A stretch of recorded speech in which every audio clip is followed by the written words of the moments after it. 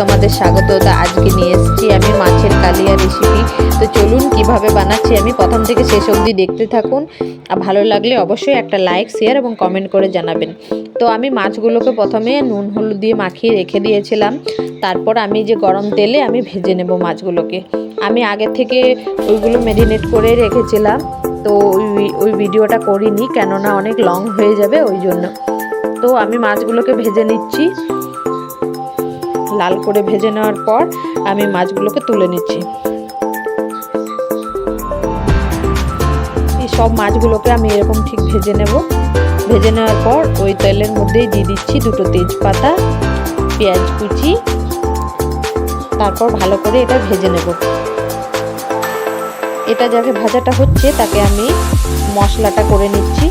এখানে মশলার মধ্যে নিয়েছি আমি 1 চামচ জিরে গুঁড়ো, 1 চামচ ধনের গুঁড়ো, 1 চামচ কাশ্মীরি লাল লঙ্কার গুঁড়ি, আর দিয়ে দিচ্ছি 1 চামচ হলুদ গুঁড়ো, আর দিয়ে দিচ্ছি এখানে একটু গরম মশলা 1/2 চামচেরও কম।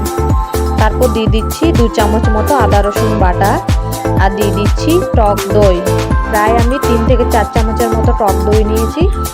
আর দিয়ে দিচ্ছি কাজু বাদাম বাটা, 4 থেকে 5টা কাজু বাদাম বেটেছিলাম। আর দিয়ে দিচ্ছি একটা বড় সাইজের টমেটো বাটা, আর দিয়ে দিলাম পরিমাণ মতো নুন। তারপর এটা আমি একসাথে ভালোভাবে মিশিয়ে নিচ্ছি। খুব ভালোভাবে আমি মিশিয়ে নেব। খুব ভালোভাবে মেশানো হয়ে গেছে, কালারটাও চেঞ্জ হয়ে গেছে। এবার আমি পেঁয়াজের দিকে চলে এলাম। পেঁয়াজটা দেখুন ভাজা হয়ে গেছে।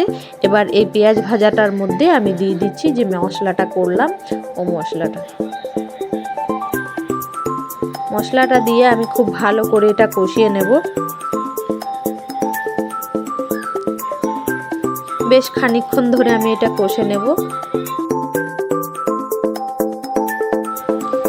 খানিকক্ষণ কষিয়ে নেওয়ার পর দেখুন কত সুন্দর কালারটাও চলে এসেছে, আর খুব সুন্দর একটা গন্ধ বেরিয়েছে। তা আমি এখনো আরো খানিকক্ষণ কষবো যতক্ষণ না এটা শুকিয়ে যাচ্ছে। তো এই দেখুন বন্ধুরা, এটা শুকিয়ে এসেছে মশলাটা। তার মধ্যে আমি দিয়ে দিলাম জল। জল দেওয়ার পর যতক্ষণ না জলটা ফুটে উঠছে ততক্ষণ আমি এটা রেখে দেব।